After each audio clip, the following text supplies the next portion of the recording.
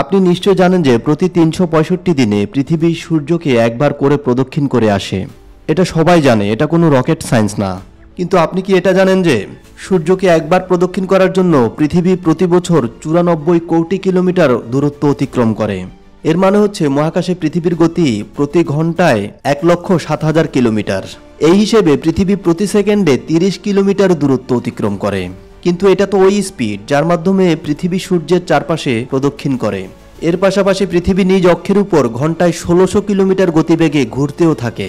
এই কথাটা শুনে প্রত্যেকের মাথায় একটা প্রশ্ন অবশ্যই আসবে, যদি পৃথিবী এত বেশি স্পিডে চলতে থাকে এবং ঘুরতে থাকে তাহলে এর গতি আমরা বুঝতে পারি না কেন? কিন্তু আমরা তো গাছপালা, পাহাড় পর্বত এবং বিল্ডিংয়ের মতো সকল স্থির জিনিস স্থিরই দেখি। এগুলো সবসময় স্থিরই মনে হয়। যেমন আপনার বাড়ি এবং বাড়ির সামনে গাছ যেমন আছে তেমনই থাকে সব সময়। কখনো তো এমন হয় না যে আপনি অফিস কিংবা স্কুল থেকে আসলেন, যে আপনার বাড়ির জায়গায় গাছ এবং গাছের জায়গায় বাড়ি চলে আসছে। আপনি কলকাতা থেকে দুবাইয়ের উদ্দেশ্যে ফ্লাইটে চড়লেন, কিন্তু পৃথিবী ঘোরার কারণে কখনো তো এমন হয় না যে আপনি দুবাইয়ের পরিবর্তে আমেরিকা চলে গেছেন। কখনো শুনেছেন এরকম হতে? বাস্তবে এমনটা হওয়ার কোনো সুযোগই নেই, কারণ কখনো আপনি লাফ দিলে যে জায়গা থেকে লাফ দিয়েছেন সে জায়গায় আবার ফিরে আসেন, স্থান পরিবর্তন হয় না। কিন্তু কেন এমনটা হয়? পৃথিবী এত বেশি স্পিডে ঘুরছে, তারপরও কেন এমন হয়? আজকের এই ভিডিওতে আমরা এই প্রশ্নেরই উত্তর খুঁজে বের করব। তো ভিডিওর শেষে এর সাথে সম্পর্কিত এমন সকল প্রশ্নের উত্তর জানবেন যা সবসময় আমাদের মাথায় ঘুরতে থাকে। এর কারণ জানার আগে আমরা পৃথিবীর স্পিডটা একবার দেখে নিই। এর গতি সত্যিকার অর্থে কত বেশি? দুনিয়ার সবচেয়ে গতিশীল যে ট্রেন তা হচ্ছে চীনের সাংহাইয়ে, যা ৪৩০ কিলোমিটার পার আওয়ারে চলতে থাকে। এই হিসেবে এটি প্রতি সেকেন্ডে ১২০ মিটার দূরত্ব অতিক্রম করে। আর এক্ষেত্রে পৃথিবী প্রতি সেকেন্ডে ৩০ কিলোমিটার দূরত্ব অতিক্রম করে। যদি আমরা পৃথিবীর এই স্পিডে পৃথিবীকে ঘুরে আসার চেষ্টা করি তাহলে ২২ মিনিটে আমরা পুরো পৃথিবী ঘুরে আসতে পারবো। এর মানে আমরা এটা বুঝতে পারছি যে এর গতি শুধু বেশি নয়, অনেক অনেক বেশি। পৃথিবী এত জোরে চলার পরেও আমরা এর স্পিড অনুভব করতে পারি না। এর পেছনের কারণ এর সেই স্পিডই। আসলে স্পিড দুই রকমের হয়ে থাকে। একটা হচ্ছে ওই স্পিড, যেই স্পিড সবসময় একই রকম থাকে, যা কখনো পরিবর্তন হয় না। আর অন্যদিকে দ্বিতীয় রকমের স্পিড হচ্ছে সবসময় পরিবর্তন হতে থাকে, কখনো বাড়ে কখনো কমে। কোনো স্পিড আমরা বুঝতে পারবো কি পারবো না তা এই বিষয়টার উপরই নির্ভর করে যে এটা সময়ের সাথে পরিবর্তন হচ্ছে নাকি কনস্ট্যান্টলি একই রকম আছে। পৃথিবীর স্পিড বাস্তবে যত বেশিই হোক না কেন, এটা সবসময় একই রকম থাকে। যদি পৃথিবী সন্ধ্যা ৭টা থেকে ভোর ৫টা পর্যন্ত ১,০৭,০০০ কিলোমিটার গতিতে চলে, ভোর ৫টা থেকে সন্ধ্যা ৭টা পর্যন্ত একই গতিতে চলবে। এই কারণেই পৃথিবীর গতিকে আমরা কখনো অনুভব করতে পারি না। বিজ্ঞানী নিউটনও ফিজিক্সের ভাষায় এটিকে বোঝানোর চেষ্টা করেছিলেন।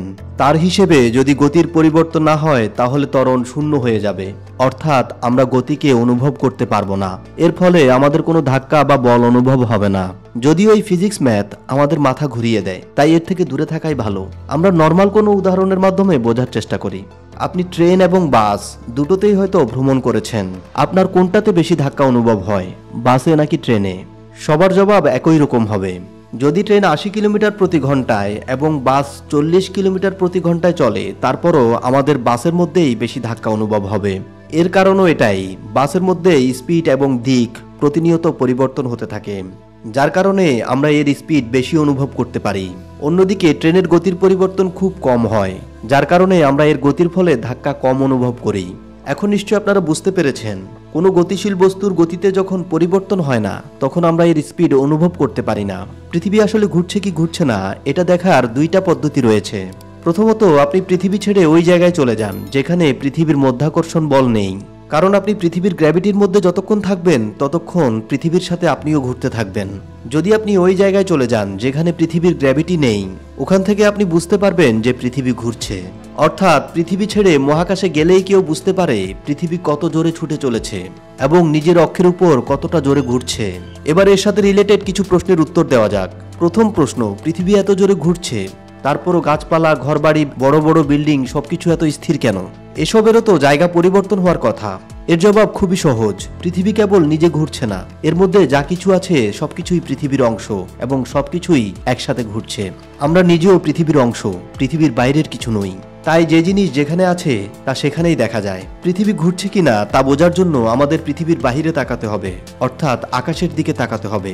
আমরা যদি খালি চোখে পৃথিবীর বাহিরে তাকাই তাহলে সবচেয়ে বড় যে বস্তুটি দেখতে পাই তা হচ্ছে সূর্য। সূর্যের সাপেক্ষে আমরা বুঝতে পারি যে পৃথিবী ঘুরছে। দ্বিতীয় প্রশ্ন, কেউ যখন লাফ দেয় তখন সে আবার ওই জায়গায় এসে পড়ে কেন?